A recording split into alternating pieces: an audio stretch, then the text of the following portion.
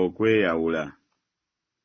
Omwana ono gwe nasaba, era Mukama yampa ebyo bye namusaba, nange kyenvudde muwaayo eri Mukama, ng'akyali mulamu aweereddwayo eri Mukama.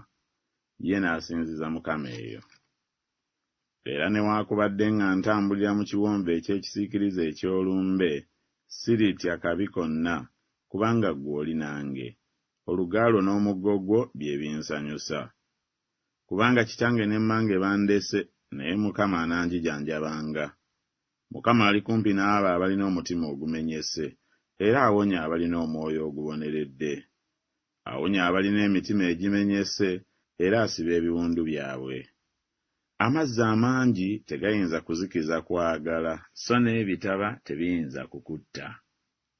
Omuntu bw'akkiriza okuwaayo ebintu byonna eby'omu nnyumba ye olw'okwagala, yandinyoomereddwa ddala. Siribaleka bamulekwa, nkomawo gye muli.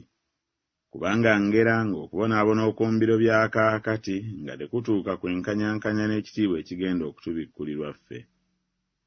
Atusanyusa mu buli kibonobono kyaffe, ffe tulyoke tuyinzenga okusanyusanga abali mu kubonaabona kwonna, n'okusanyusa ffe kwe twasanyusibwa Katonda.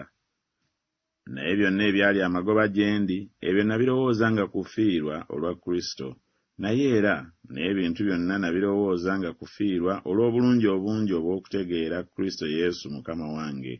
Ku bw'oyo nafiirwa ebintu byonna, era mbirowooza okubeera mpitambi, ndyoke nfune amagoba ye Kristo.